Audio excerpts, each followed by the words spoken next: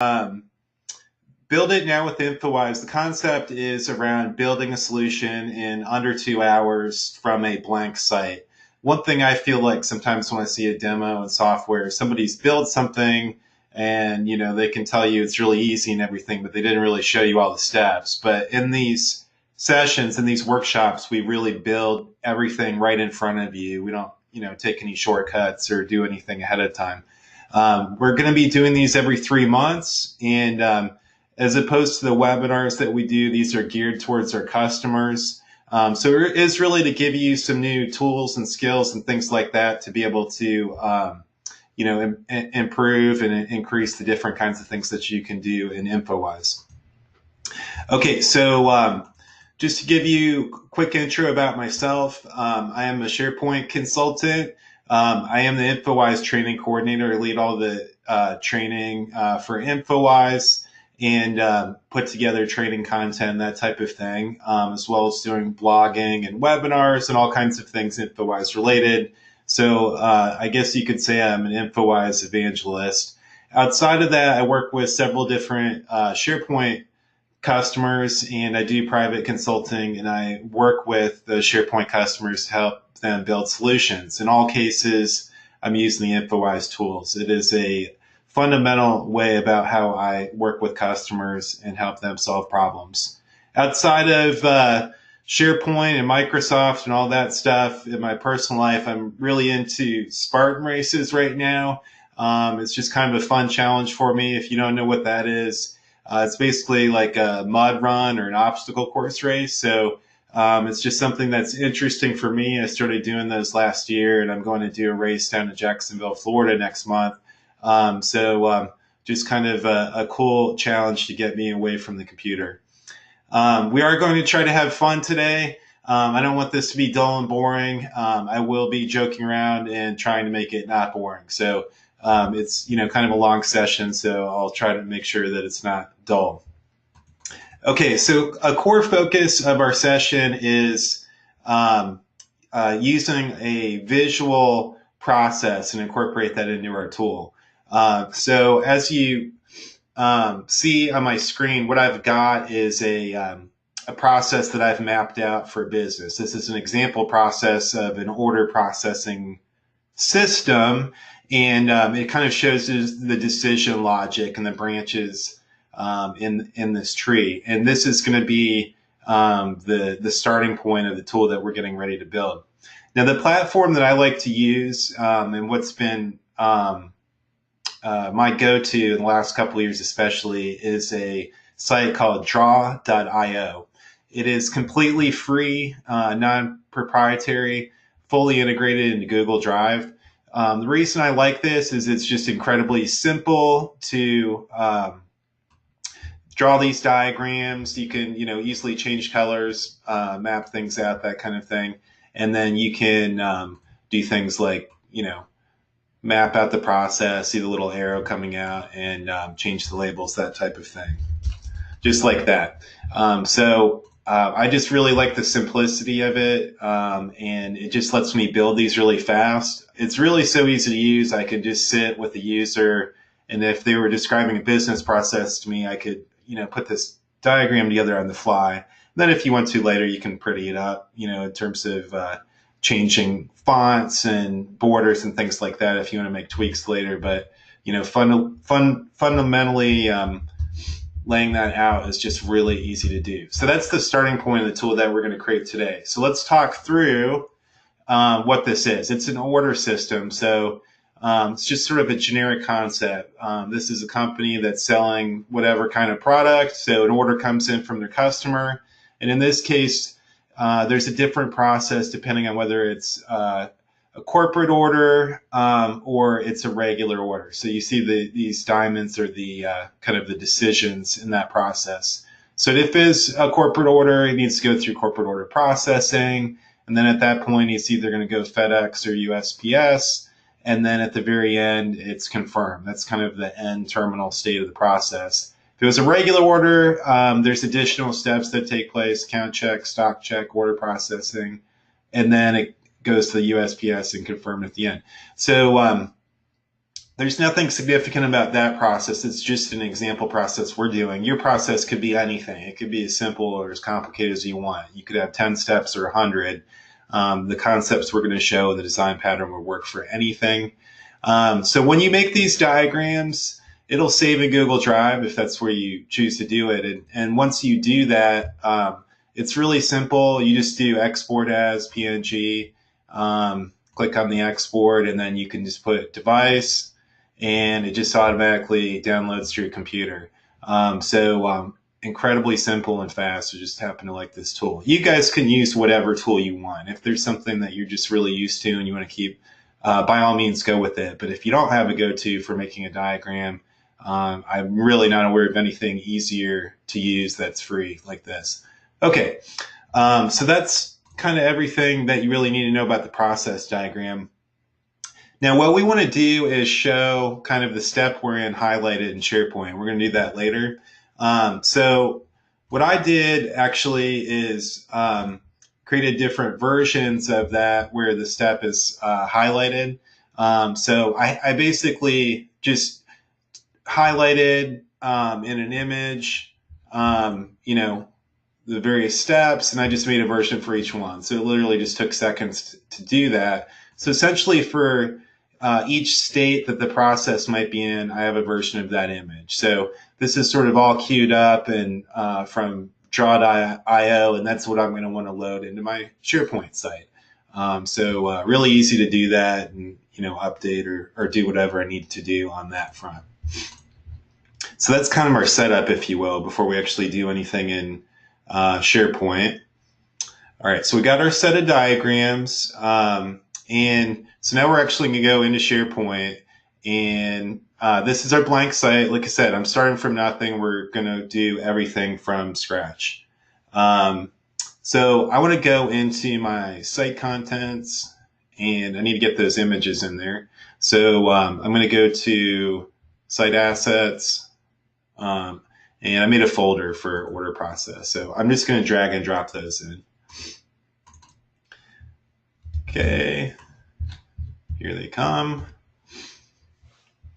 And these are going to be referenced and shown in our form later. So we're just setting up for that. Okay, I can't stand the default homepage, so we need to get rid of that immediately because that just looks horrible. Okay, so I'm just going to get rid of this, and I like to use that single column layout, so I'll toggle to that, just blow all that stuff out of there, and load in a banner image. I like to have visual stuff. That's kind of what this workshop is today. We're trying to incorporate some visuals, so let's do that. Okay, so I got to browse down, and I want to find this diagram. Where is it? Oh, here we go. Okay. And we'll put in a list view web part under that later. Sure, all those things are good. I'll do border around it. Okay, good enough for now. Okay, so we'll set up the homepage a little nicer later.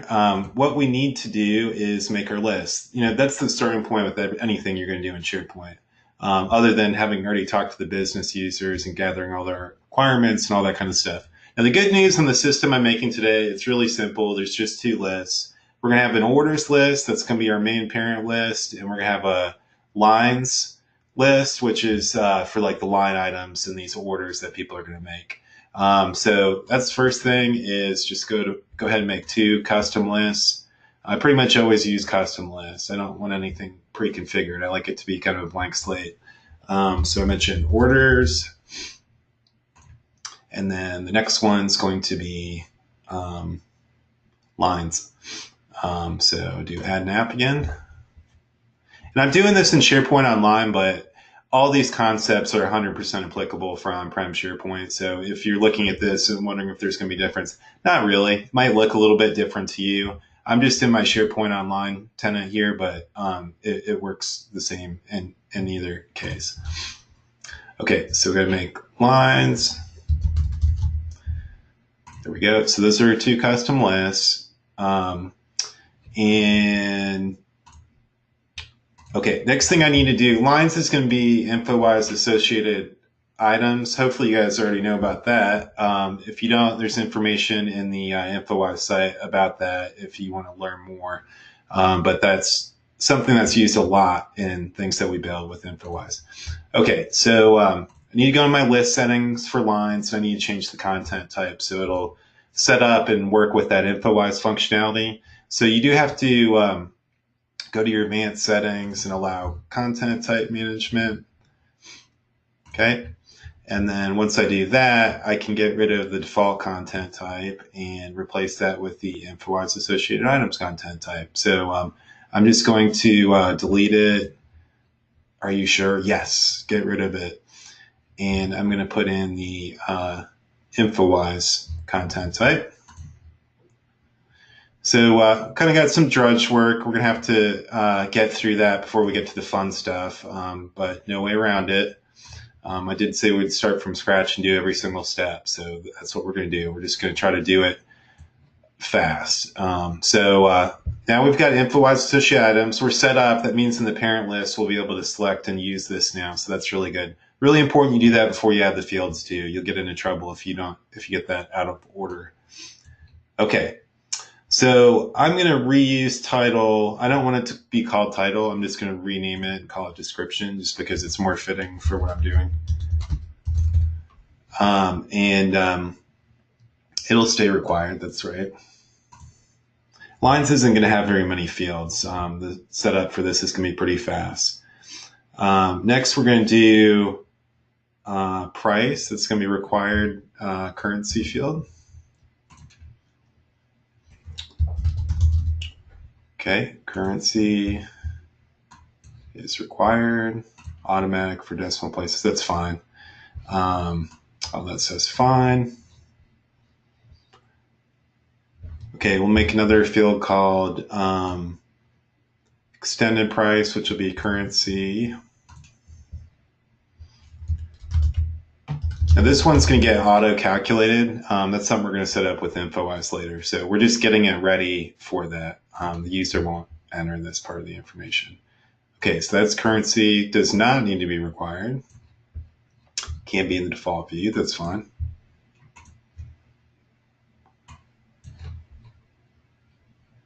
Okay, quantity, it's just the quantity items on the line item. So this can be a simple number field. We're going to want to get whole numbers. It is going to be required. So we'll say number and required. No decimal places. Can add to the default view. We'll make a default of 1 for that.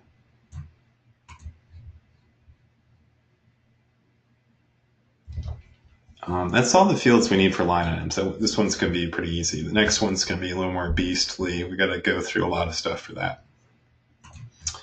So in lines, I want to get my view set up because we want this to look right when we set it up in our parent list. So I'm just going to take care of that real quick. So I really like these edit item buttons. I use them quite a lot, just about in every solution I build. So I like to get that in there. And then let's see, I want to do edit, description, quantity, price, extended price. Okay, we're going to reorder. So quantity, description, quantity, price, extended price. Okay, I think we got it. Okay, that's good for now on that stuff.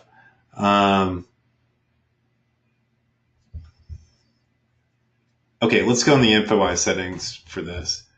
So this only has a handful of fields, so you probably would normally not create a tab for this, but I actually don't go that direction typically.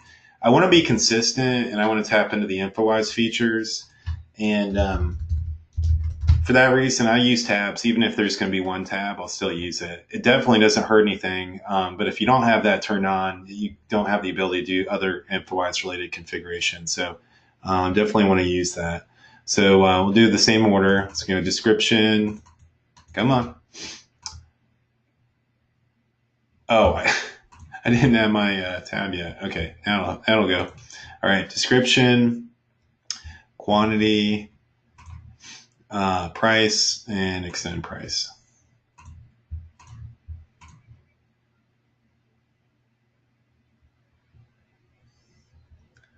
That's it. That's all we got to do for that. And save. Okay, now extended price is going to be automatically calculated. That's not a user input, so we've got to set up the column permission accordingly. So I'll go to extended price, and I'm just going to create a rule and make that read only. I always turn on the dynamic. I really don't run into a situation where I don't want that, so I'll add that. There's my rule. And now when I create a dynamic rule to auto-calculate the extended price, which is going to be pretty easy to do. So I go in here and I'm going to go to default values and dynamic rules. And this is for extended price. And like I said, it's a dynamic rule. And it's a really simple one. It's just quantity times price. Just like that. That's all I got to do. And yep, undo and edit. So that's going to take care of that for me automatically. Cool. Okay, so lines was easy. We really pretty much done everything we need to do with line items. Orders, we got lots of work to do, but we're going to get through it. Okay, so I'm going to go into the list settings for orders. Check, see if you guys, no questions? Yeah, I haven't really shown anything too tricky yet, but I will. I'll get to that. Okay, so I'm going to change title. I like to have an automatic ID. I really like that functionality. And a lot of times I'll use the title field for that. So that's what I'm going to do in this case. So I'm changing the title field to order ID. Now, since I'm doing that, it's not user facing anymore. And for that reason, I don't really need to set it required. You could keep it required. It doesn't really matter, but I'm repurposing the title field to be order ID. Okay, and now I got to do status. I use status all the time. Certainly, if you're in a process-driven tool like this, you're gonna have status. So this is really typical. All the time you're gonna use these. Now I'm gonna create it first as a regular SharePoint status field. And I'm gonna put, I'll put indicators on it later. Hopefully I remember to do that. So these statuses, these are all statuses that were, oh no, I got tabs in. That's what I get for copy and paste. Okay, this won't be too painful. These are reflective of the different things we saw in the process diagram. Now this is, again, this isn't going to be user facing. You're going to see how I work this field. This is really just to display the status. Now you see some funky things I did with the hyphens. You'll see about that. It's to kind of set up for this image I'm going to drop in later. So I didn't necessarily have to do it that way, but you'll see. And then by default, when you start the order, it's new, so that's fine. Doesn't really need to be marked required. Again, it's not going to be filled out directly by the user, so don't have to worry about that too much. So that takes care of status. We're going to do another color choice field. This one will be filled in by the user, and it's going to be called priority. So we have a concept that the orders may be high or low priority, that kind of thing. So I'm going to do choice for that, and I'm just going to do, high, medium, low, just like that.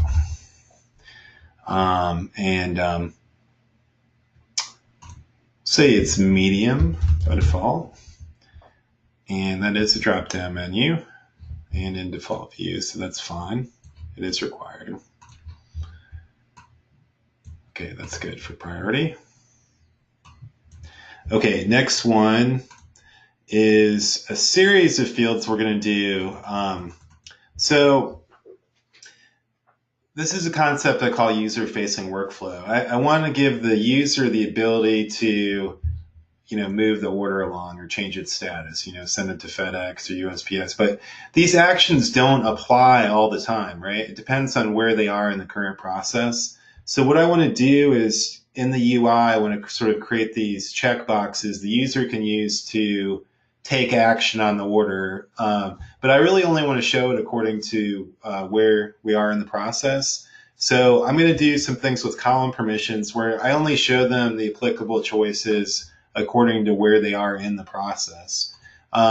There's different ways you could do it, but I'm going to use a set of checkboxes that are all going to show in a particular section of the UI. I'm going to create a whole bunch of columns that are very much the same kind of column. So I'm going to do set as, they're all going to start out that way, set as new, and they're all going to be yes, no. They're not required, and all default to no. And we don't want them in the default view. I've got 9 of these actually I want to do because I have to account for all those different statuses. So next one would be corporate. Set as corp order. It's another yes, no.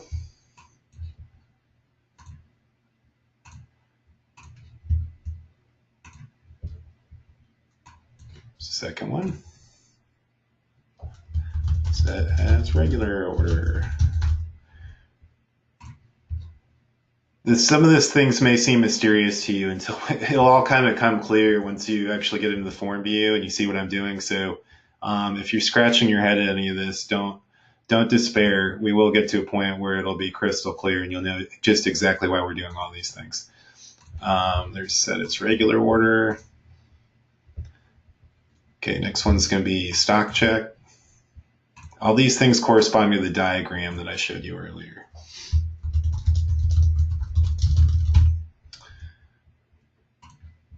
You may wonder why I'm not doing a drop-down for this, and the reason is because I can individually control these options in terms of whether they're shown or hidden in the UI. That's why I did this. I would otherwise have to use JavaScript to control this, and if I had the hours and time, I might go that direction, but this is just showing you a way you can do it without any code.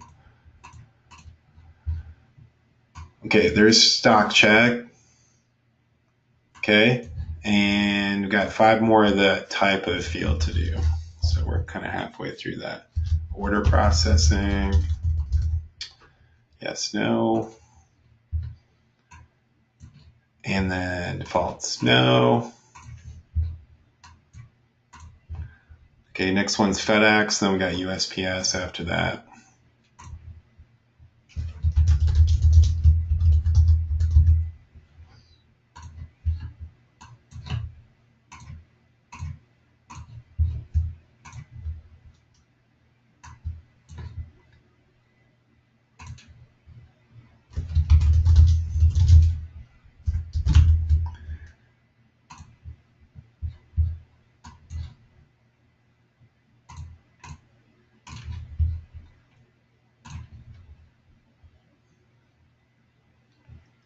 Two more to do. Okay, and then we want to set as confirmed and set as canceled. So these are all user-facing actions that they're going to be able to do from their UI.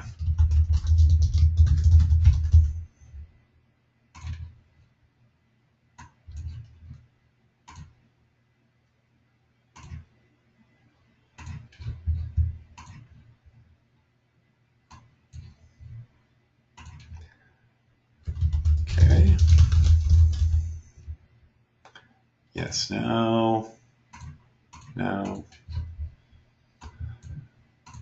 Exciting stuff, right? Making fields in SharePoint. We get to do a lot of them here, but gotta just get through it. Okay. All right. Now this is information about the order, kind of generic fields. Pretty obvious what the purpose and configuration of all these is. So we need company. This is for the order. This is the customer information. Company, it's going to be text required. No, do it in default view. Contact name. This is external to SharePoint, so whoops. Just doing a simple line of text for that is required. Contact email. Then we got to do contact phone.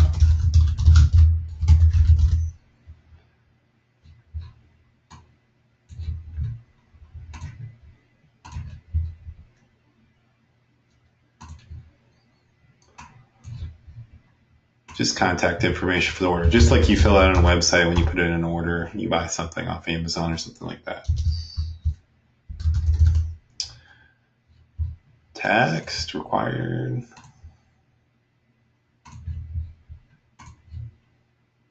Okay, address, city, state.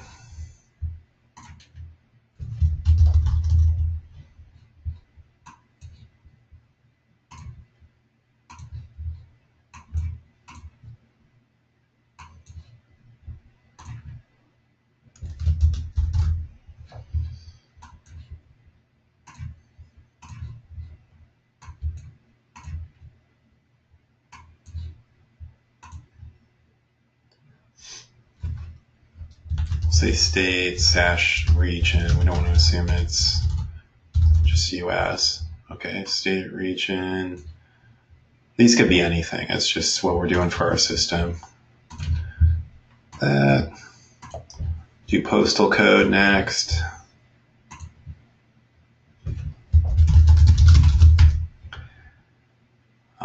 Text. Hang in there, guys. I know this stuff isn't the most exciting part. Country.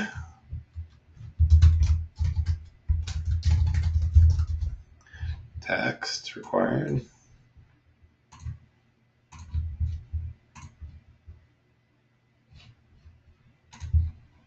Created most of the fields we need. Yeah, I'm almost to the bottom. Okay, I only need 2 more fields. Yay, we don't have to keep creating SharePoint fields. Okay, so this field is going to be something I'm going to use to display the diagram that I want. So this is going to be multi-line text, not user-facing. Don't need to set it required. I do need to be able to use HTML in this, so I'm doing enhanced rich text. Definitely not in the default view. It's just going to show up in the form. Okay, so that's going to be for our process diagram.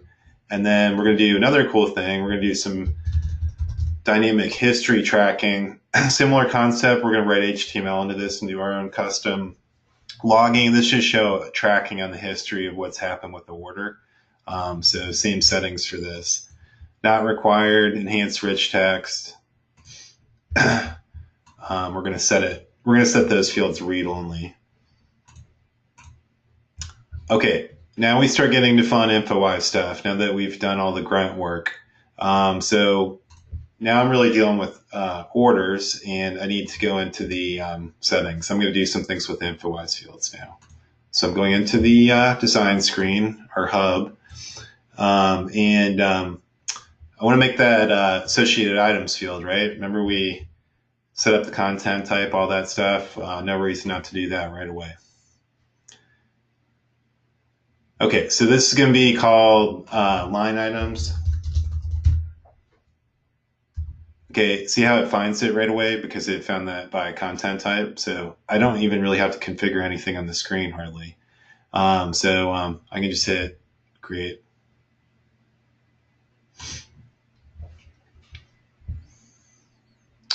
Completed successfully. That's what we want to see. Okay, and then we need an associated item summary field. We're going to do order total. So it's basically going to get a roll up total for us in those line items. So you just go in here, and we're going to call this order total. It's going to be line items, and we're looking for the value in extended price. And we don't want count. We want the sum, and that'll get the roll up totals for us. Okay. So I'll just hit create on that. Successful. Okay, cool. And then we're going to do a KPI, meaning key performance indicator. Infowise has a cool function where it'll do like a countdown or count up timer, and we're going to make one of those. So this is going to let us show on the dashboard, how much time has gone by. The concept we're looking for is to see if something's stalled or been delayed, give us a way to see that. I just need to go into the, where is it?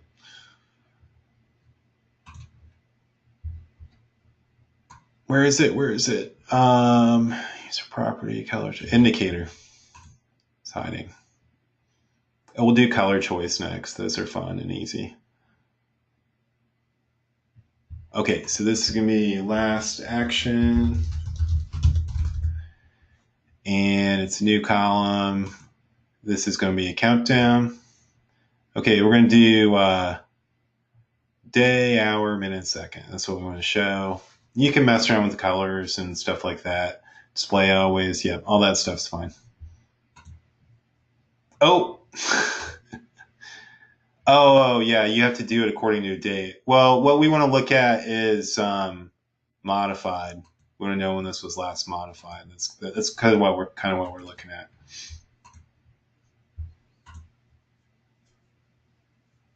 So it just gives us the delta between the current date time versus when it was last modified. You can confirm once it's created. See how it shows in the drop down. Oh yeah, let's do color choice. I love these. Okay, so we're gonna make it visual. So I'm just converting the field to make it color choice from regular choice field. So high priority, better make that red. Medium. You can pick whatever icons you want. There's 250 icons in there, so you can just go through the tabs and pick whatever you want. Okay, I just need to hit update. That'll take care of priority, and then we'll do something for status too. All right. Don't give me a hard time. I'm not going to be very imaginative for this, but I'm just going to try to kind of do it fast if you don't mind. Just pick some different color boxes. I feel like Bob Ross, Happy Trees. All right, let's see. No, can't pick the same icon. So I'm sure I could pick better icons, but I don't want to spend all day on this. Many different colors. Okay, one more. Purple. Cool. Okay. Update. Okay, that takes care of that.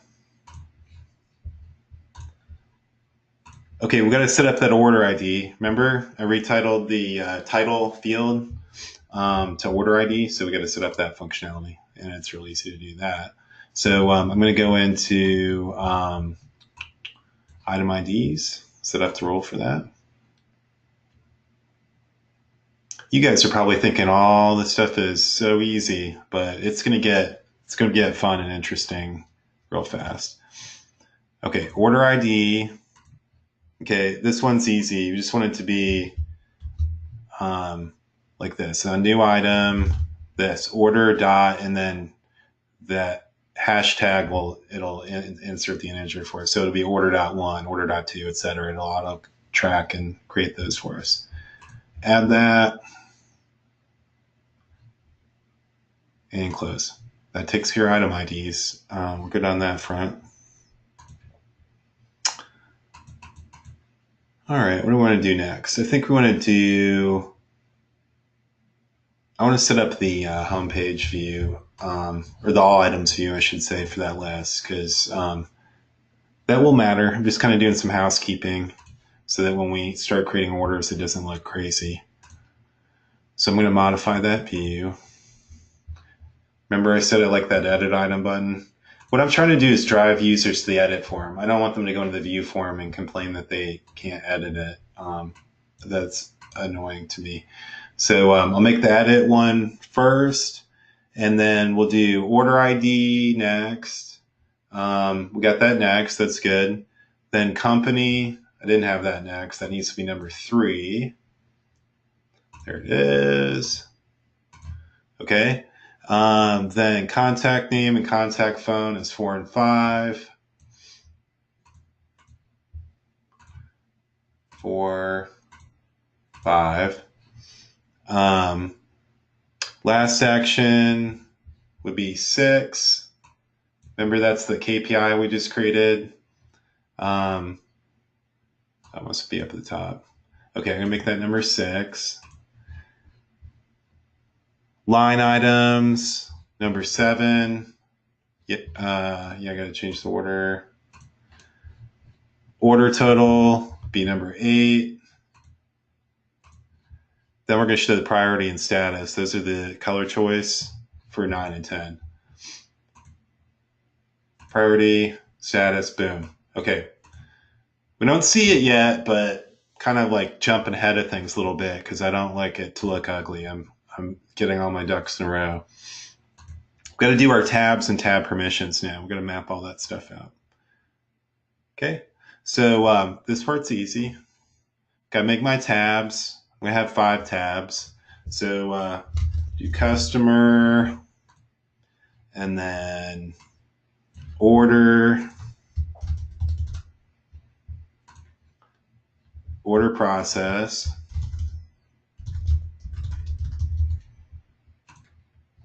and we're getting 2 more. Order status and history. Okay. Add that. And history. Okay, so now we just got to map out our fields to those sections. All right, so that's easy to do. Okay, so we're going to have priority, company, there it is, contact name, contact email, contact phone, address, city, state,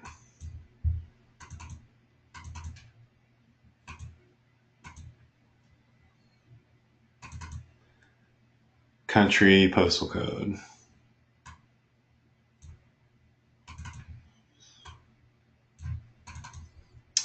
Okay, that takes care of that. Now we can go to the order. That just has line items and order total. Okay, then order process, it's going to have all those set as fields. I'm going to try to get fancy. Haha. See how that's going to work? We're going to have all these checkboxes, but I'm going to do some stuff in column permissions because I'm not going to give them all those options at one time. We're going to control that. Okay, and then order status. This has the last action, the status and diagram.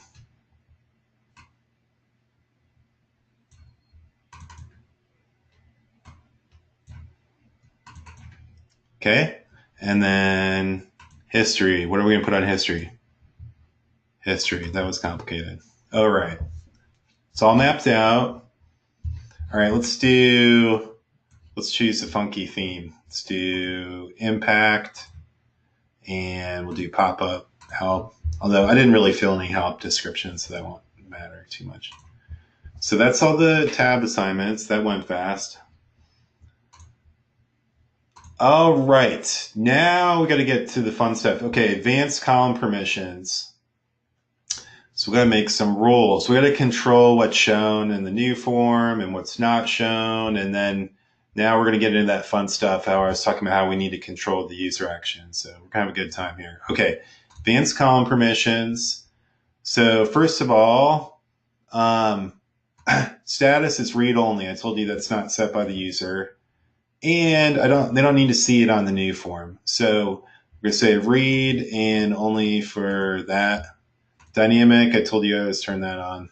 Why not? That's good. So I'm going to add that. And then I'm going to do the same thing for diagram and history. I don't need to see those on the new form. And they are read only. So diagram, same pattern, boom. History, same pattern, boom. There you go. And then we got all these crazy, I got to do order total. That's going to be read only, but we do need to see that on new form. So I'm going to check the new box for that one. Just to make sure I don't lose anything. I'm sure you guys have had the same experience I have. Sometimes you don't click the right button and you lose what you put in there. I don't want to have that experience today. Okay. We're going to do our fun rules for all these set as checkboxes that I created. Okay. So let's start with set as confirmed. Okay, and I'll talk through why I'm doing what I'm doing for each of these. For all these, I only want it to be on the edit and view, so that part's not going to change. None of these actions take place until you first create the order. So it's only going to show these options at that point. Okay, so set as confirmed is only applicable if you are in USPS processing or FedEx processing. See what I'm doing here? I'm just mapping out the process in the diagram. Okay, so what I need to do is come down to my conditions, and I gotta say status equals USPS. Now I gotta make sure I have this exactly right. This will break if I don't have it identical to what those statuses were. Hopefully I wasn't sloppy and I'm matching that exactly right. I want to have an or condition there. The other one was FedEx processing, like that.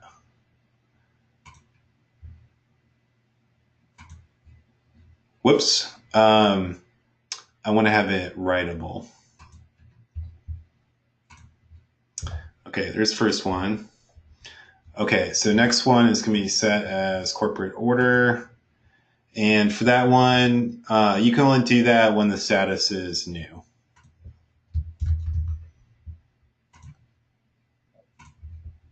Okay. Set as FedEx. You can only do that when our status is corporate order processing.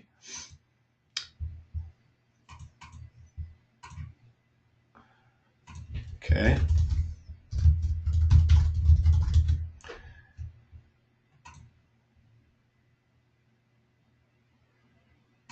Looking good. All right. Set as new. This is kind of a funny one.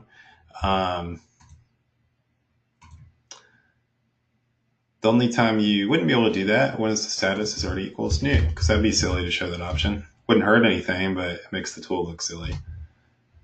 Whoops, I did it wrong. I meant to put status not equals new.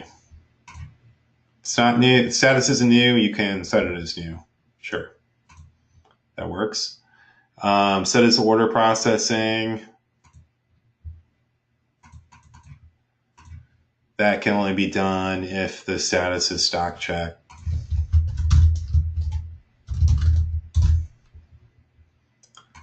There's that. Set as regular order. That can be done when the status is new.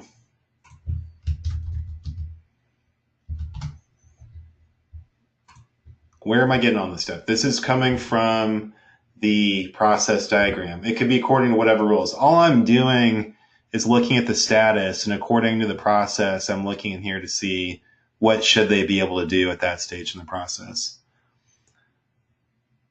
Okay, I had a question about best practices on adding blank lines or new lines in the tabs.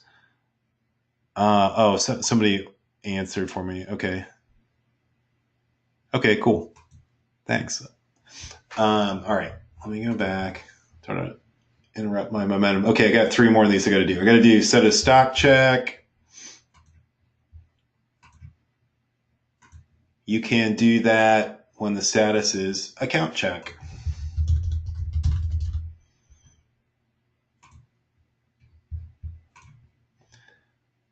Two more to do. Set as USPS. Covering all my scenarios here. Okay, set as USPS. You can do that if it's corporate order processing or order processing.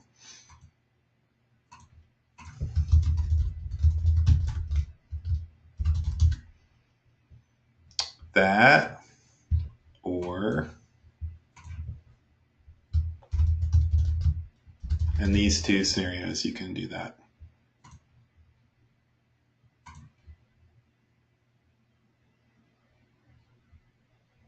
Oh, it's giving me a spinner. Just gotta wait a second. Uh-oh. I think I clicked the wrong button. Oh, please tell me I didn't lose a whole bunch of stuff. This is what I get frustrated about. No, thank goodness. Okay, I got to do USPS. Okay.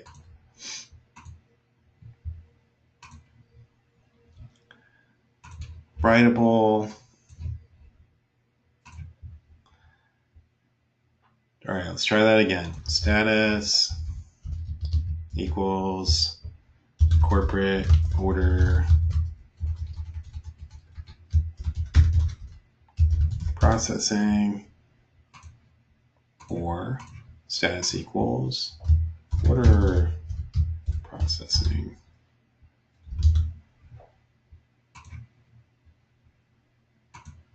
Okay, one more. Set as canceled.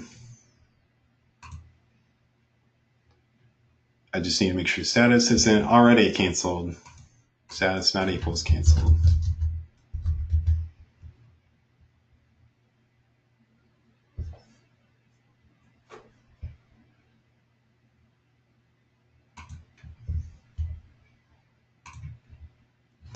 Okay.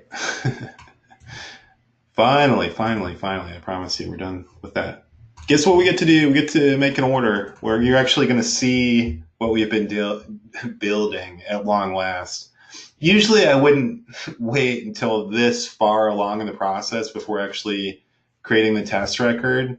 So I kind of apologize for that. If I was actually building a tool, it'd be more an incremental process where I'm looking at the form and making additions and stuff like that.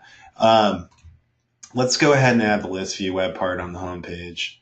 I'm going to insert that right now. Where's my list? I just want the orders list. There it is. Sure. Okay, we got to kind of like, this is like the first part where we're going to test and see what we're doing. Okay, so a customer order, that's what we want. Notice none of the workflow actions are visible. I don't see history. I don't see the process diagram, none of that stuff. That's good. All those rules were to ensure that we just click what we need when we put in the new order. Priority is medium by default. That's what we want. Let's say Will's wonderful widgets. Sorry, I couldn't come up with anything better. Okay.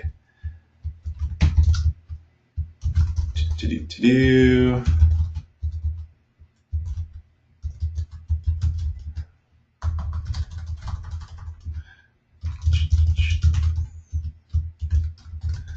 Just kind of putting in some dummy stuff here. Do like that. And then here's our line items. So kind of some cool stuff going on here we'll talk about. Let's say here. We get 2 new cars for $19,500. Okay. All right. So extended price, see how that auto filled in? So that's pretty cool. It does it on the fly, real time. So save that. And our order total, real time. So those real time totals are kind of cool functionality. We're able to get that going. What do I want with my new car? Let's say pizza. Deluxe large pizza. You can tell what's on my mind based on the time of day. We'll have 50. And at $14 each. There. Okay, you saw the order total rolled up again. That's all that we want to happen when they create an order. Okay, there's our order. All right, we've got the summary information.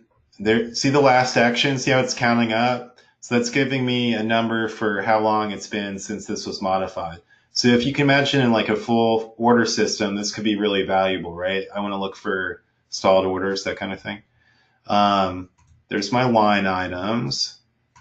Got our order total, priority, and status. All right, so far so good.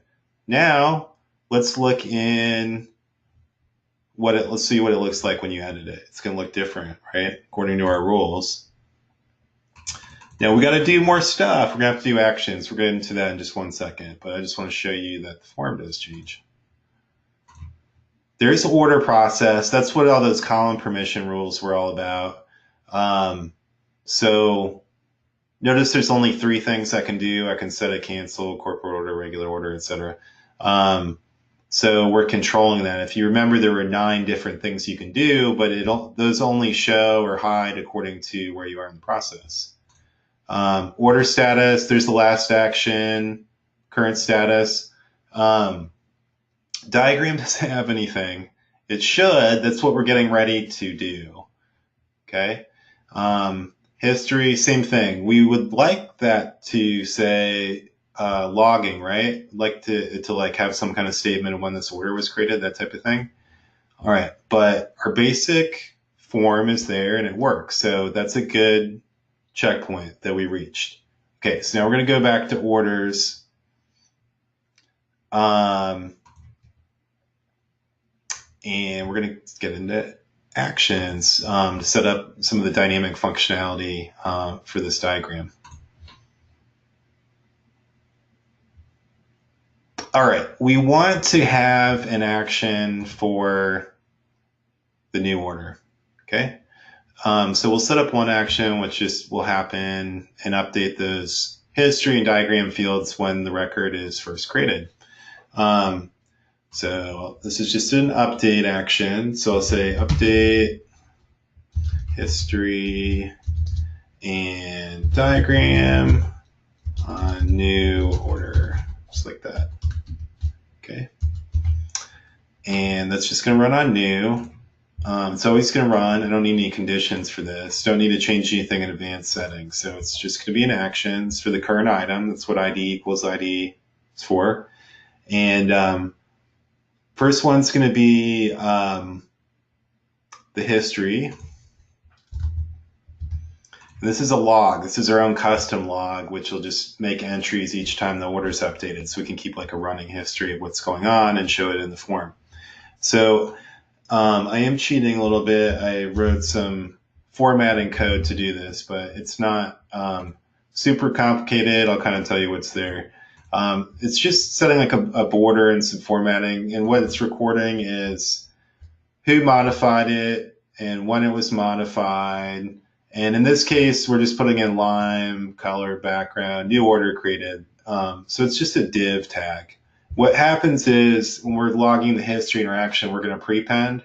You'll see that in the next action I create. Come on. You could format that however you want to. I kind of have some habits as far as how I tend to do that, but you can tweak it and modify it however you want. But there's nothing fancy going on. We've just got some HTML formatting, and in the square brackets, you see the field data that's getting inserted. Okay, now the cool part, which you'd want to pay close attention to, this diagram. This is going to show an updated diagram, which will show the highlighted step you are in the process. And the way we're doing that is we know the location of the images. Remember I put them in the site assets directory? So here's my tenant, and the name of my site's OPW for Order Process Workshop. Site assets, I made a folder called Order Process, and in that I have the images. Now in this case it's new, I just can put in a static image. For the other ones you're going to see actually insert the status field into the image name, and it'll control it that way. Okay. All right, I just need to click add and add down here. Okay, so that's going to run on new. And now we need to do actions for the user checkbox. Okay, so these are those set as ones. So they're all going to be pretty similar. And what we want to do is change the status when they do that. So they're indirectly updating the status. All right, let's do set as new. Make sure I don't get tripped up here.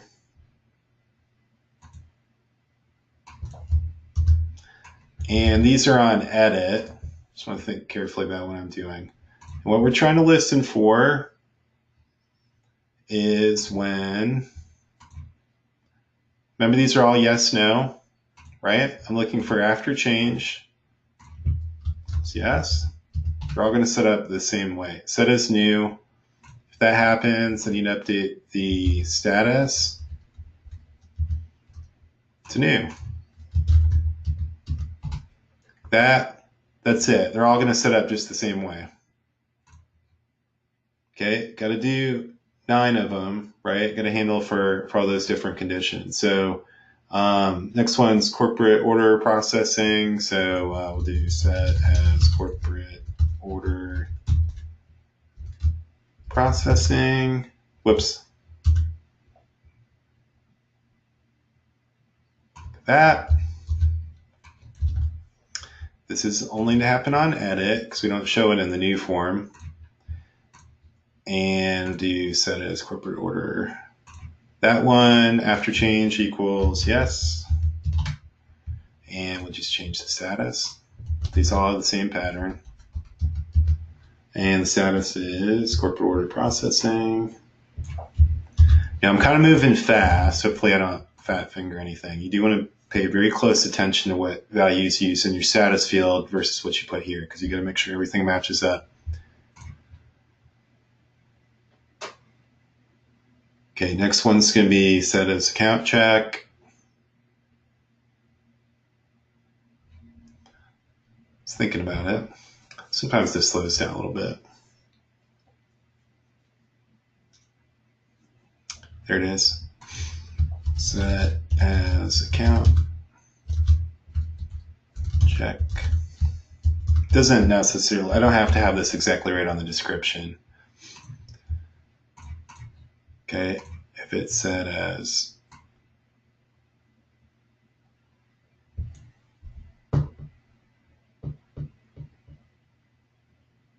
oh, I'm stuck. Okay.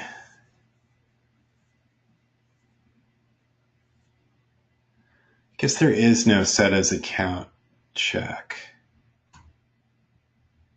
I've tripped myself up somehow. Let's look at our diagram.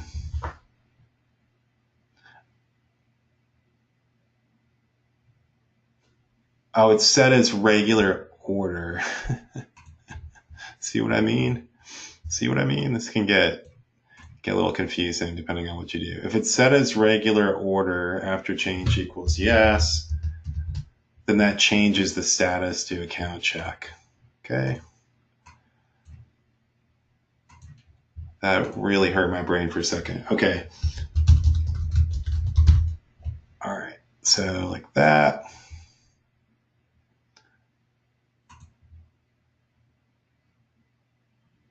Hang with me, gang. We're going to do 9 of these, and then this is kind of like the last time we have to go through the set of 9 to do this type of thing.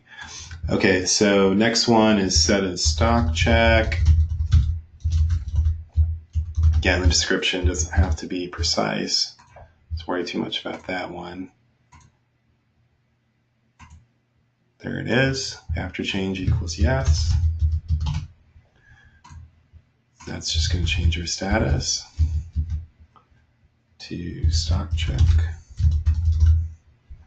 Now, part of the reason I did those dashes is because my actual image file names, I couldn't do a space or didn't want to do a space because I want to make sure the path was going to work without a problem. So that's why I did that.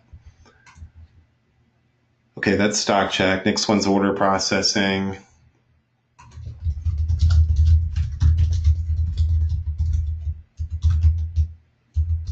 Just run on edit.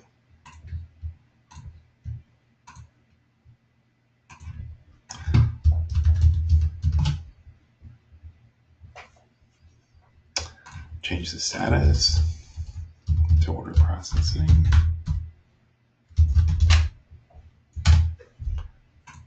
Just have to make sure the status is matched. That's what I'm trying to be careful about. Okay, next one's FedEx processing.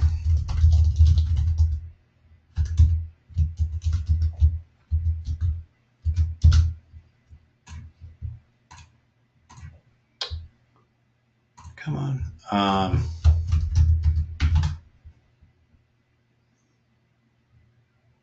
I'm working the system too hard. Not really, but Come on.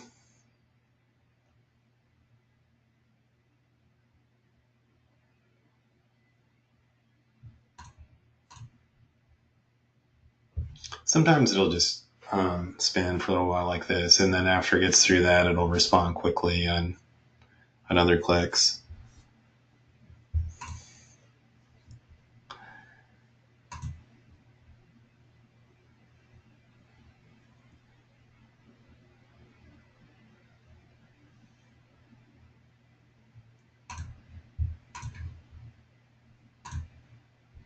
Well, I'm going to be patient. That's not my forte. While I'm waiting for that, I'll talk about what we're going to do next. We need to update the diagram on status change, which is kind of like new, except in that case, we're going to add status. Luckily, we can do that with one action. That's probably the coolest action here because that's the one that gives us the dynamically updating process diagram. Wow, at long last. Okay, so we're doing FedEx, so status is going to equal FedEx processing. Okay, and now we got to do USPS.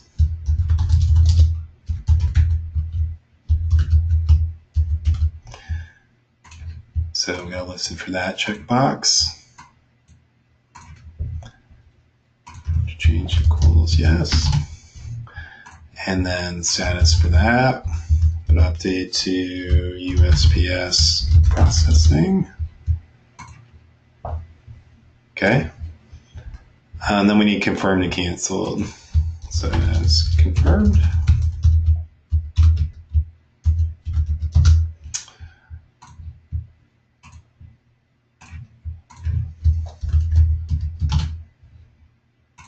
And now change status to confirmed.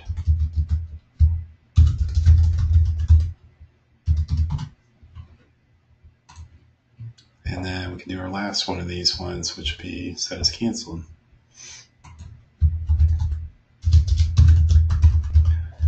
Whew, a lot of these to get through. Okay. Status canceled.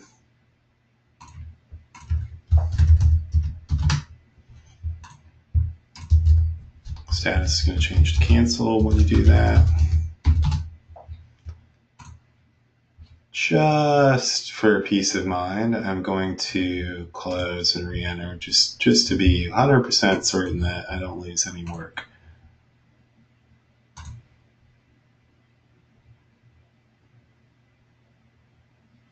Oh, it's working on it.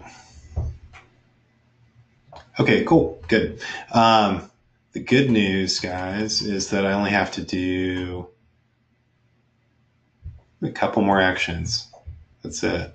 Okay, so the next thing I'm going to do, this is a really important one. I'm going to need to update the diagram and the history on status change. Really important action. Okay, that's going to be for edits. And in this case, I'm just looking for status after change equals status. Now this looks funny. All this is saying is when the status field changes, the reason you see status again, it just means whatever the new value that the user updated the field to.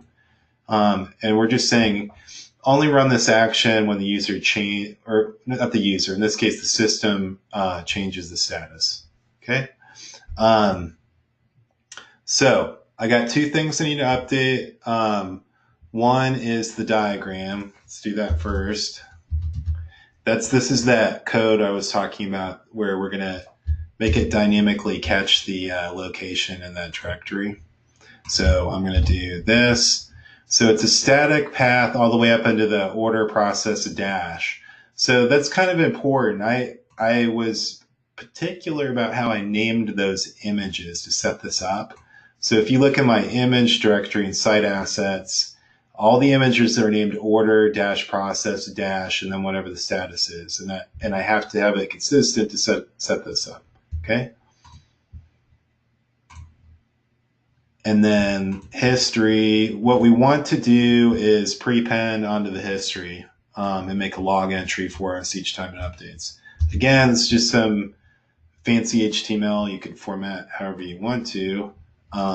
It's just inserting field values, and what it's doing is putting this as the leading entry in the history log. So instead of adding it onto the end of the log, notice the history is at the end of this string. It's going to prepend it. So we always see the newest information on top. You could do it either way. It's just really a preference, whatever you prefer to do. Okay, so that's that action.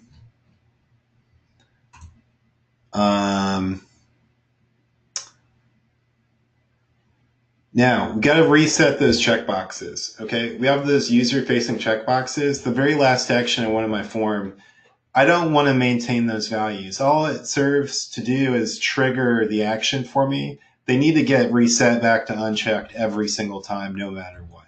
So what I'm going to do is say reset form fields, and this will run every time on edit, and no conditions, just do it every time basically. And what I'm going to do is just set no for every one of those. I'm unchecking all the boxes automatically in case the user did check something. Nope.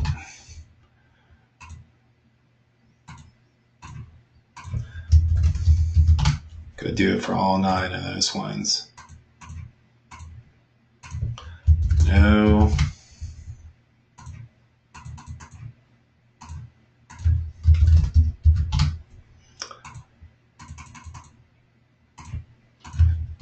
Nope.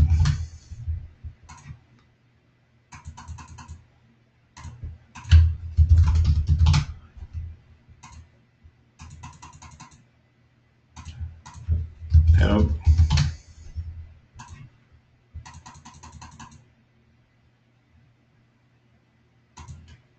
I think that's the last one. Okay, so it'll just do that for me automatically every time. It's the very last thing that'll fire. Notice there's paging in the actions now, so if you want to see your last stuff, you can go and check that way. All right, so what we want to test, right? I've kind of broken a cardinal sin of things that I try to do. I really encourage in training to check your form repeatedly and often to check your functionality. I'm doing a lot of updates all at one time. It's generally better to kind of put in a couple actions, check and see if it's working right, go back and forth. That's a better way to do it. But I kind of, in the interest of time, I just kind of move forward. Okay, so we'll do another one. We'll do, I'm not creative when I'm doing these things. Here, we'll do a surfboard company.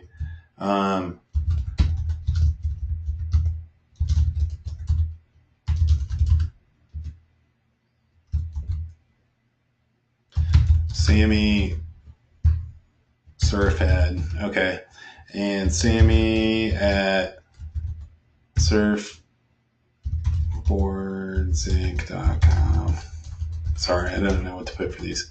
Okay, 400 North Main.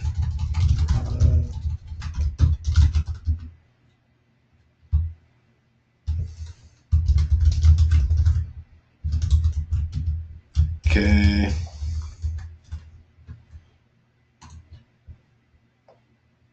I'm not going to go crazy with line items here. We already know that functionality works. So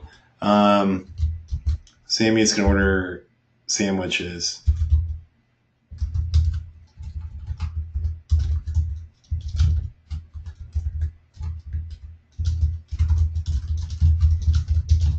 Can you tell that I'm wanting to eat lunch? Okay, 15, and we'll say they're $5 each. Sure, that's fine. That's good for now. Okay, I'm just going to save the order, and we can check now we can check some of the functionality things we're doing, right?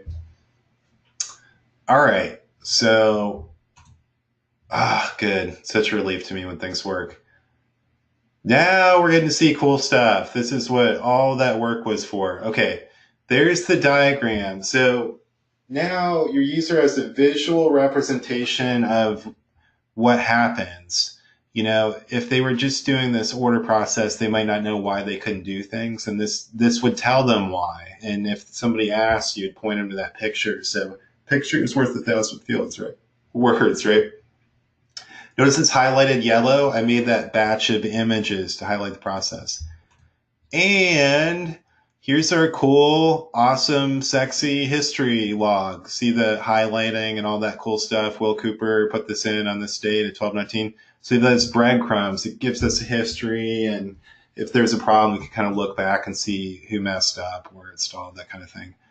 Pretty good. That's what we want to happen. So now we want to see if we can go through these chain of actions. So let's say it's, we could do a count check. Let's say it is not a corporate order, it's regular order. Let's do that. Bam, check, save, and those actions we created are going to run and make some updates on our order, right? Now, should see our status field update here in a second. Uh-oh. Status should have changed. I probably did something wrong. Or it's running slow. I think I did something wrong. See if we can find out. But it's all right. We can track it back and figure. It did not change that status. What did I do? I said set as regular order, and it didn't catch it. So if set as regular order equals yes, it's supposed to change the status. We're going to need to go take a look at that. I don't know why it didn't go. So we'll go back.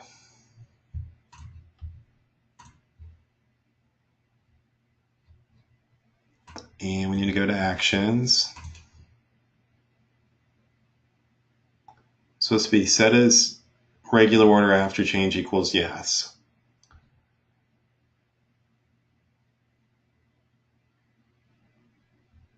I think it's this one.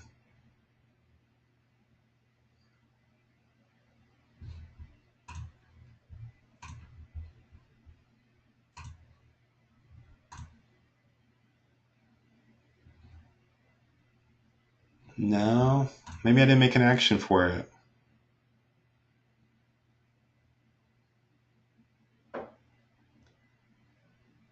Should go to account check. Should go to account check if you do set as regular order. I think I just missed it.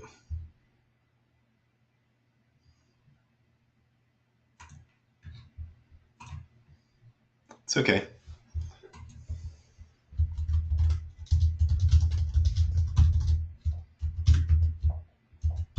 Do that on edit.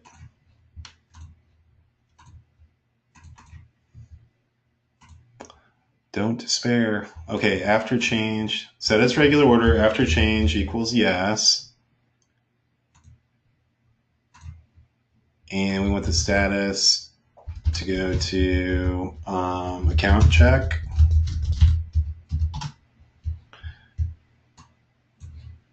Okay, that's on edit, just double checking.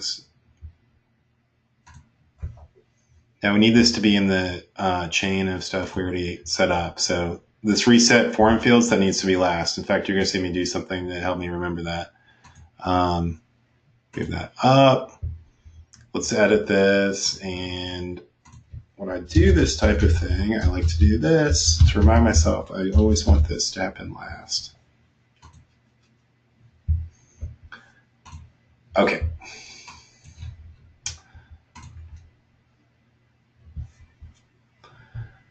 All right, let's try it again.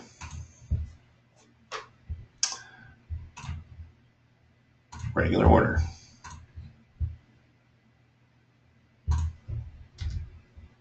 Yay! Victory music. Okay. Account check. That's what we wanted to see happen. Now let's go back in our order and take a look at it. Okay, order status. Ooh, order status didn't update. Account check is right. Let's check our history log.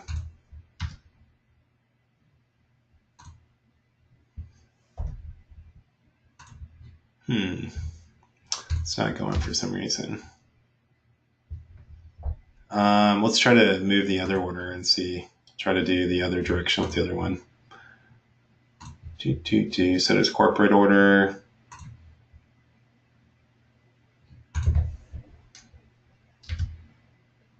Good. That changed.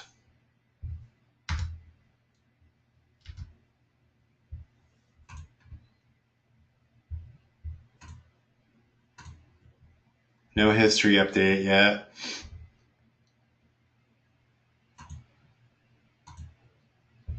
Something's wrong. I think I did something wrong with my diagram action. I'm going to take a look at that. Go to that right now.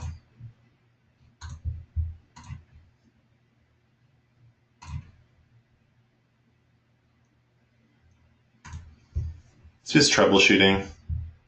And the good thing, it's all configuration. So you can really, relatively easily, you can kind of narrow down what's not happening and troubleshoot that specific thing. So this is the one I want to look at, because for some odd reason, I don't think this is updating.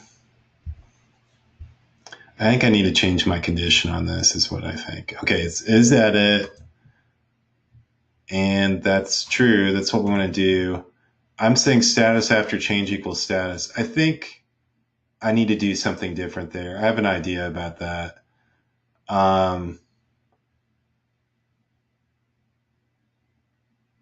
Yeah. I think this trigger isn't working, because this will work in a user-facing situation if they're changing the field, but I'm changing it behind the scenes. I need a different trigger. Our user trigger is actually the checkboxes, so we're going to do this condition differently. Instead of listening for status change, we're going to listen for this. And we're just going to chain a bunch of ors together. So do that, or I think that's the issue. I think it'll work after I change this. Usually it's not great to chain a bunch of these together. It's fine as long as they're all ands or all ors. I don't want to sidetrack onto a different topic, but just commenting, I usually don't put a bunch of stuff together in this condition, because if you put ands and ors together, it won't nest them the way that you think it will. It can get very confusing. And to solve that kind of situation, generally what I recommend is use a calculated field to evaluate composite conditions like that, and then reference to that. Okay, set as corporate order. So basically I'm saying if any of the checkboxes change, then do the update for me. Make sense?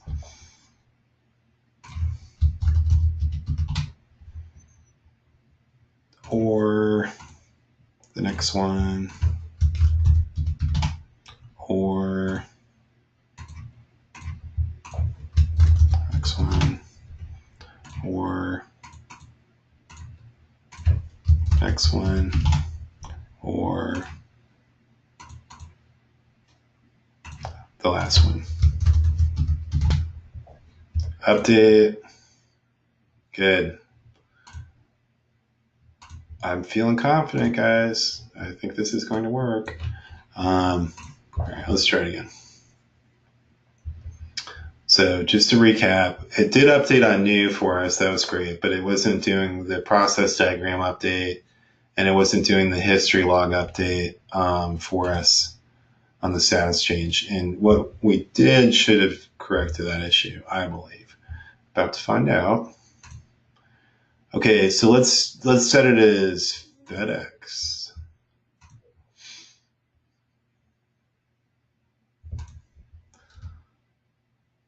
Okay, good. Our status is changing. That's good. So those listeners are doing exactly what we expect. And now, knock on wood, I'm going to go back in here and hopefully we'll see some things we want to see.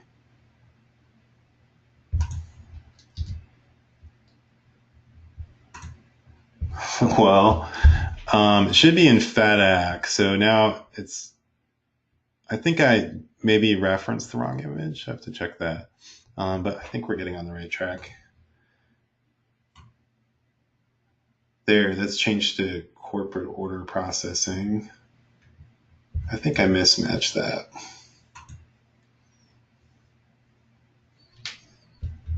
I think the FedEx one I didn't map up right. Let's try another one. It is making the updates now, so that's good. That's a check mark because that does confirm that the listener works correctly now. So really, only thing going on right now is just troubleshooting to make sure the status changes match up. So we're really kind of on the home stretch as far as the overall tool functionality. Part of these issues are because I was flying through this stuff and it's easy to get tangled up when you're applying all the settings, but it's going to be easy to fix that. All right, so let's do an easy one. Let's do set as new.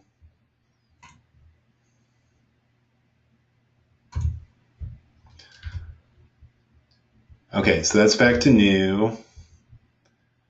And let's take a look at the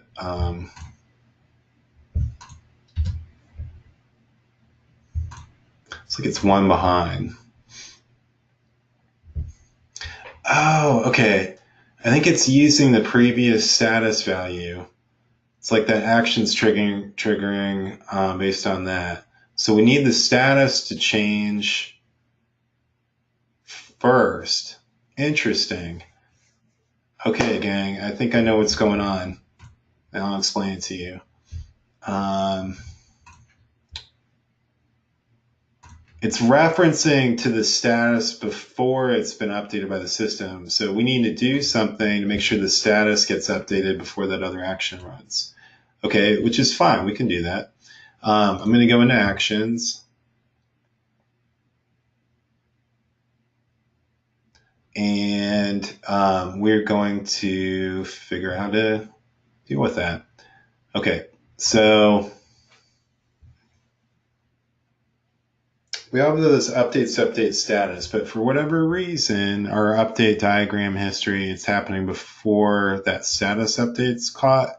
So I'm going to do something to ensure that that's handled. So I'm going to turn on a flag in here that makes it, it's a synchronous setting. And I really do truly believe that will help to solve the issue for us. So it says, basically it makes it do the action before the form closes out, and this will ensure that the status catches its update ahead of that. So I'm going to go ahead and update all these to do that for me, and I believe that will help.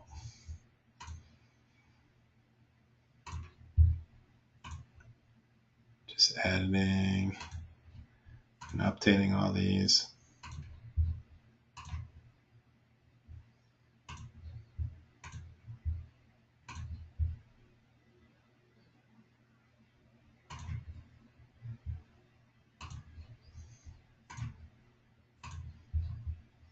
Normally I wouldn't turn on that flag, but this is a special situation where there's a specific reason we want to do that, because there's a chain of actions and we need to force that status update. So that's why I'm doing this.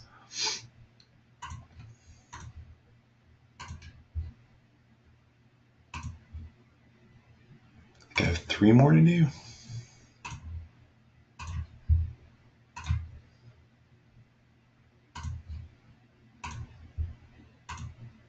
I can't believe you guys have held on this long.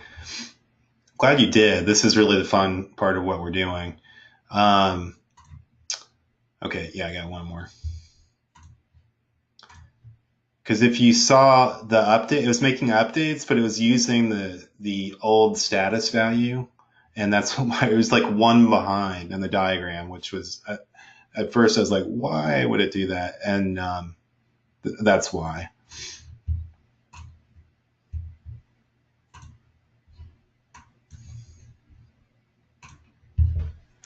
All right, this should help.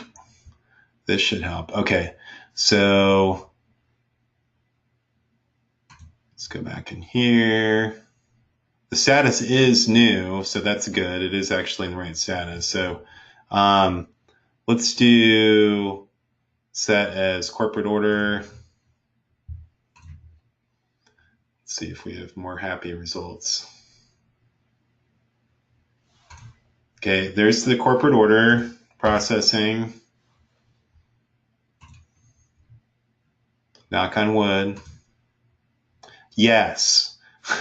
Okay, so now it's highlighting the step that we're in, and our history log is correct. Whew. Okay, we solved that issue. So what do we want to do? We want to basically walk it through. I mean, essentially what you want to do is like check and make sure all of the order process steps do what you think they're going to do. So, all right, we'll do FedEx. I'm not actually going to check all those right now, but that's what you would do. And if one of them wasn't right, it would be really easy to fix. You know, if I just do the FedEx one and that didn't work, you know, obviously it's that particular action I need to troubleshoot, and I probably fat fingered in a wrong value. You know, easy to troubleshoot and correct this. Yay! See how cool that is? So it took work to get this all set up, but this is a huge user benefit, especially in a situation where it's a complicated system. They don't understand that.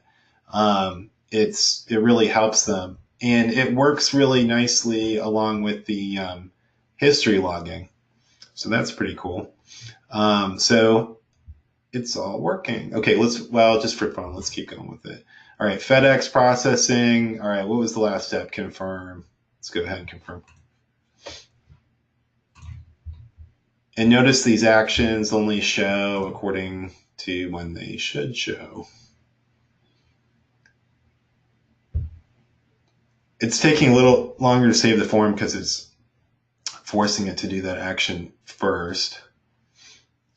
Okay, we got to confirm status. See how it's highlighted in the bottom? Now we'll do canceled. It's visual. You know, these icons are going to be nice in our dashboard. Okay, we should see the canceled image come up. There it is. See the big red box? That's just how I did that. I mean, technically, I could have made something in the process diagram. And we have a history. You know, if somebody wants to look back and say, okay, well, how did we get from there to here? They can see it. It just keeps logging that for us. Very cool. All right, so we had a couple of bumps along the way, which is expected, but it was relatively straightforward troubleshooting out of that. All right, let's do something. We got time. I'm going to get into printing. I'm going to show you. Let's make a feature in this to automatically output a PDF of the order. That would be cool, right? So we need to make a print template to do that. Now, just right now, I can use Infowise printing. It does have a default setup. If I go to print, it dumps out all that information. But we really want to be kind of more specific and select our fields and that type of thing. I'm actually going to create a print template to show this information. Just wants to spin for me right now. Okay, let's do, here, I'll try one more time.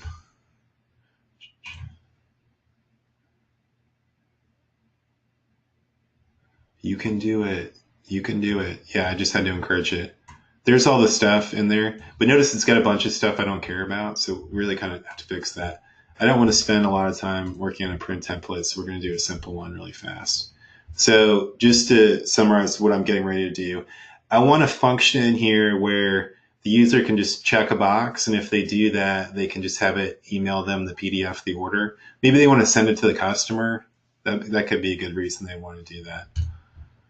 So in order to set that up, we're going to do an action related to this. I need to do some things. First of all, I need to create a simple print template. So I'll go there first. So that's in the reporting output. And where are you? It's an export. It's hiding from me. Okay, it's going to be an item one. We'll just say order report. Item, simple mode. I'm going to cheat and select them all. And I'll just get rid of the ones I don't want. I don't need that. Don't need that. And I'm not going to bother reordering or all this stuff, but I will get rid of the things I don't care about. Goodbye. Don't need retention label. We'll just kind of go with that. I don't really need to change any other settings. We can just go with this. That'd be fine.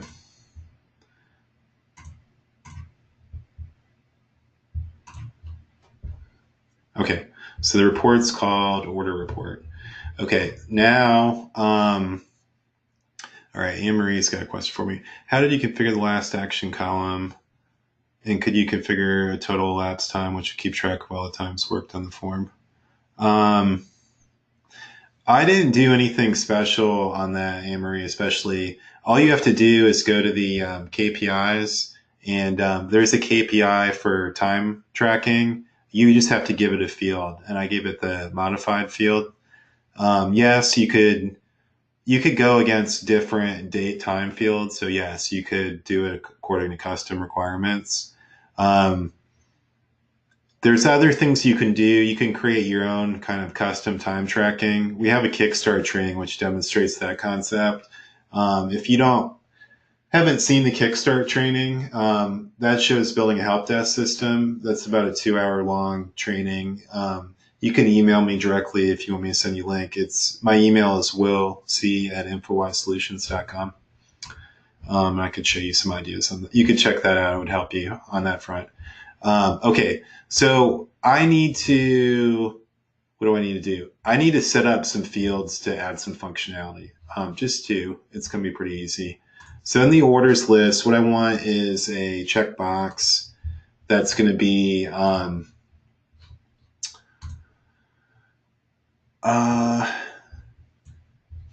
we'll say email PDF or send, email PDF, do that. Okay, it's just yes, no. Same concept, right? This user-facing action. It's a yes, no, defaults to no. Don't want it in any views. And then I need the email address or the person it's going to go to. So I'm going to have email PDF too. And that'll be a people picker. This is for internal. And not required. Don't add it in the view.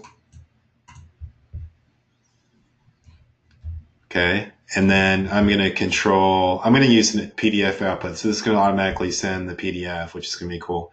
I need to go back into the Infowise Settings hub. Need to do some column permissions on those. It's kind of like the ones we did earlier. So email, PDF. Don't want to show that on new. It can be writable at any other time, so that part's fine. And then email PDF too, that's going to be a dynamic one. Never on new, but on edit and view, we want it writable, but only when email PDF is yes. Okay. That takes care of that. We got to put it in the form. We're not going to see anything unless we don't, if we forget to map it into the tab. So that'll be next. It's going to make me wait again. Okay. Yep. Got to go to my tabs. This is going to be in that chain of order process actions. It's just another other thing I'm appending in there. So this would be email PDF and email PDF 2. Okay, good. That's all I got to do. Now we got to make some actions related to that. Okay, back to the actions.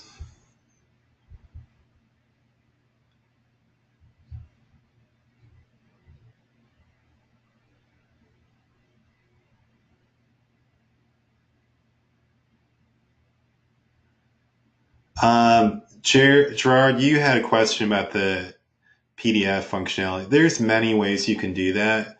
You could make it part of regular email alerts. I'm going to show you just one thing you could do, but you could,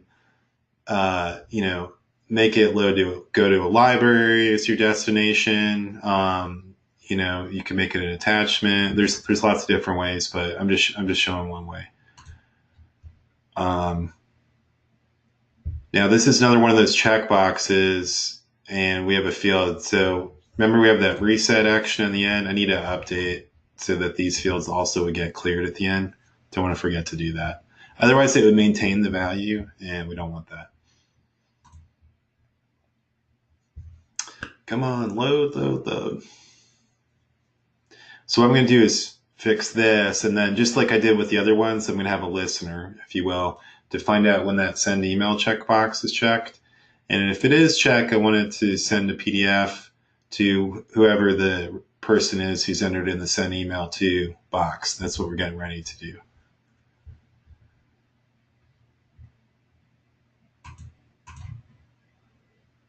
Just thinking about it.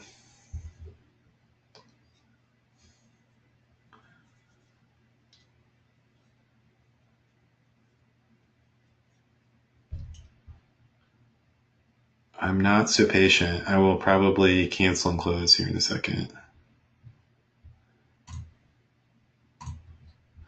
Because sometimes that helps.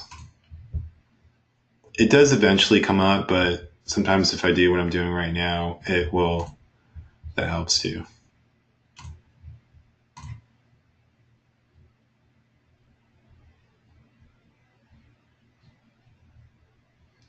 Come on.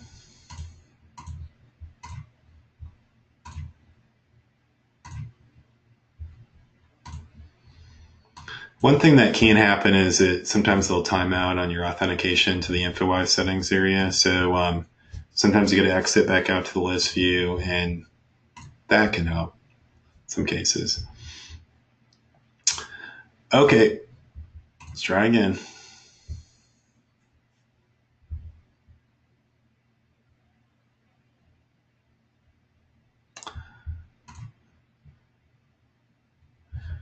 Add it.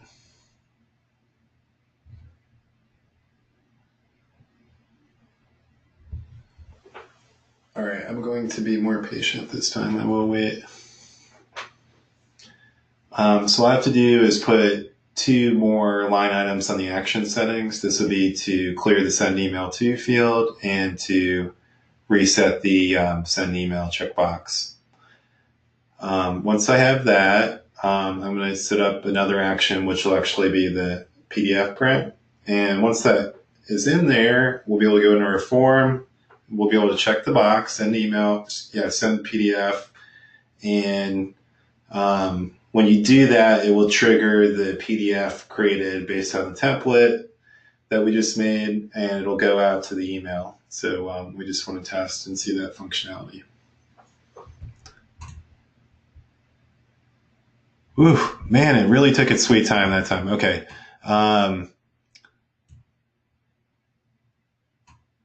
Email PDF. Okay, we need to set that back to no. Remember, this is the very last action that we'll execute. And email PDF to just to blank. Update. The good thing is once it gets through that, it runs fast again. Okay, so now we get to do the print action. That's the fun part. That's what we really want to get to. Okay, so print or send PDF to user. Okay, so this is only on edit, And our condition, if you recall, was sent or emailed PDF. If that changes to yes. And then, so I think whether we're going to need to use synchronous on this. I don't think so.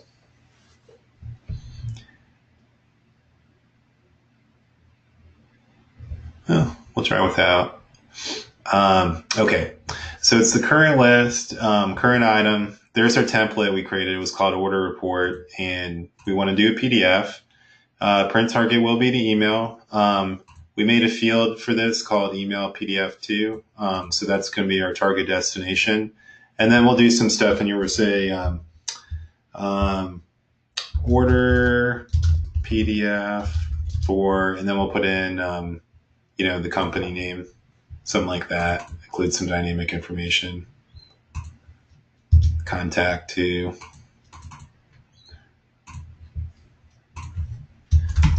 order PDF is attached.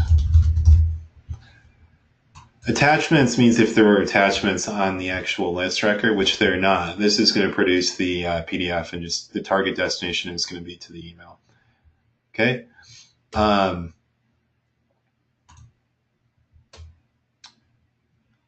It's thinking about what I put in there, I guess.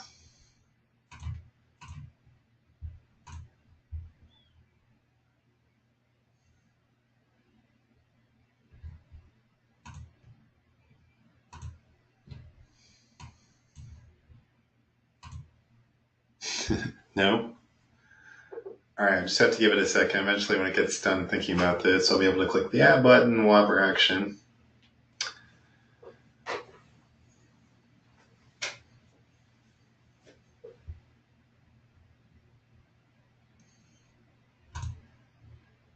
I don't know why it's doing that.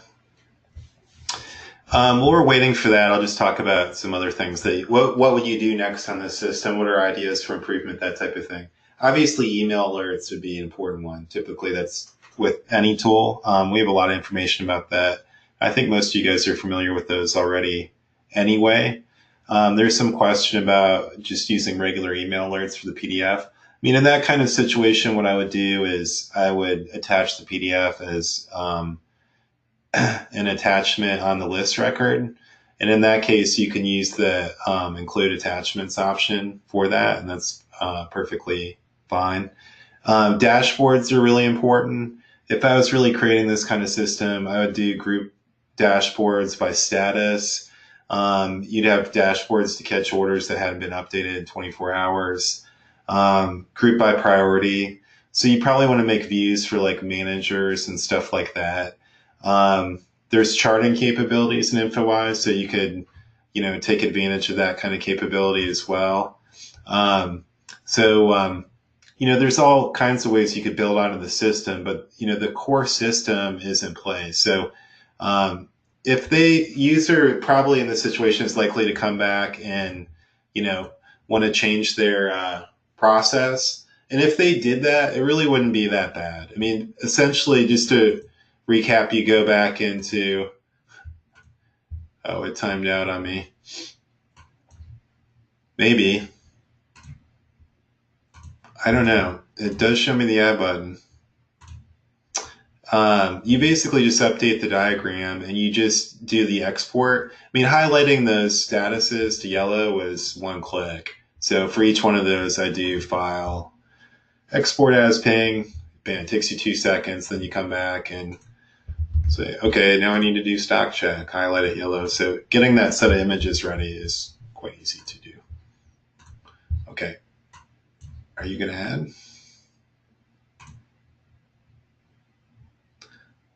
Okay, so it does with Office 365, it wants the authentication. So this is normal to get this prompt when you're doing this type of action. Okay, so I did that. It should be updating right now. Thank you. And this is why I have that last note in there. I don't want it to run last in this case, so move that down. And then we can close out of our actions and go ahead and give it a shot. mean, there's all types of things I could put in the email. You probably want to have alerts. The manager might want to know after a certain type of order went in. I don't know, any kind of rules that you want, I guess.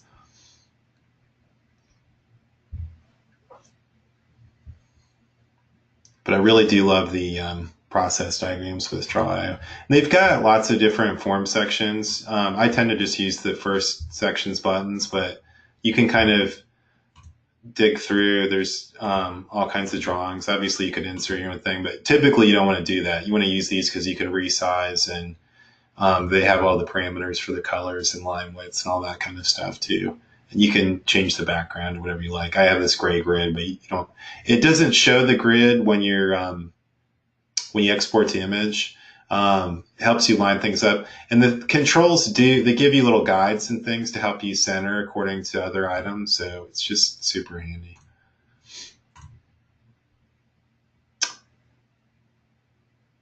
Well, I better close out of here. I don't really know what it's doing exactly, but it seems to just be having a hard time. Go back to through the side. This is just what I do if I do see something like this. This is pretty odd. I don't normally run into this kind of issue with the actions. All right. All right, let's try it again. See, and then it did it like immediately. So I don't know. Go figure. Here, I'll move that up one more. Okay. Okay, we want to test that, right? That's what you do. This is really the better way to go. You want these little small bite-sized footholds to test and make sure it's doing what you think. You don't typically want to do like what I'm doing, where I'm doing, 15 actions all at once or whatever it was before you check. Better to do like a couple actions, see if that worked, do a couple more, see if that worked, et cetera, et cetera. Okay, so let's see if it does what we want to do. There's the email PDF. Here's the dynamic functionality I set up where it just shows you the user if that box is checked. Okay, so I'm going to just put in my name and save. And we'll see if I get an email soon. Got to give it a second. It's got to make its PDF, and then it should send it to us in email.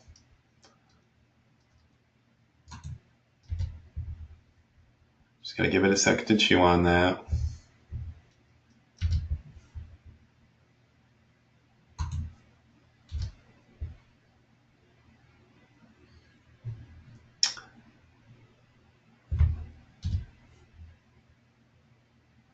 All right, let me pull that up and I'll show you what it looks like.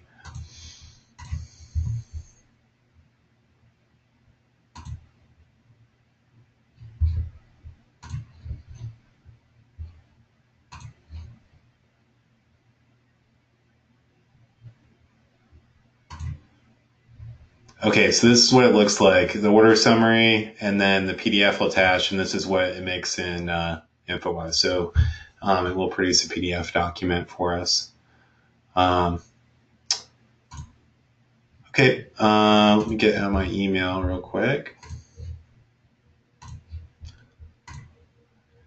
Okay, that's pretty much everything I wanted to cover in the demo. I guess for me, maybe kind of the most valuable thing or most likely to reuse would be the dynamic status diagram and the history logging.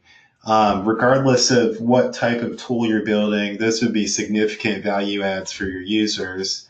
A lot of flexibility in terms of what content is in that log, how it's formatted, etc. These are ways to make SharePoint a lot more visual than it would be otherwise. Really, this could catch all kinds of dynamic situations. I mentioned approval systems. Those come up all the time. Almost every customer I work with has some kind of SharePoint approval system. So this is a perfect match for that situation, both the history logging and showing the status and the approval. So you can really kind of bake it right into your system. If you do want to get more information, more examples, or do more practice like this, if you look into our site in the training section, we do have recordings of other workshops like this. And then there's other training. I mentioned Kickstart training. I don't know if any of you guys have seen that. If you haven't, I'm happy to send you a link to that recording. Just email me direct to willc@infowisesolutions.com. I can send you a link to Kickstart training if you want that. So I really appreciate you guys hanging on. It was a really long session, but I do hope it maybe kind of gave you some ideas and new things you can do in your own projects. If you have any further feedback or questions or comments, that kind of stuff, I definitely love interacting with other Infowise folks. So, get in touch. Send me a note. Let me know. I didn't hit all of your questions in our session, but I'm going to kind of go back through the log and I'll try to reply back to you guys on that. So thanks again for your time today. Really enjoyed it. Enjoyed the good questions, and hope it was helpful to you. And like I said, another few months we'll do another workshop session. So thank you again. Take care. I'm going to go ahead and keep this on for a second, but we'll go ahead and stop recording.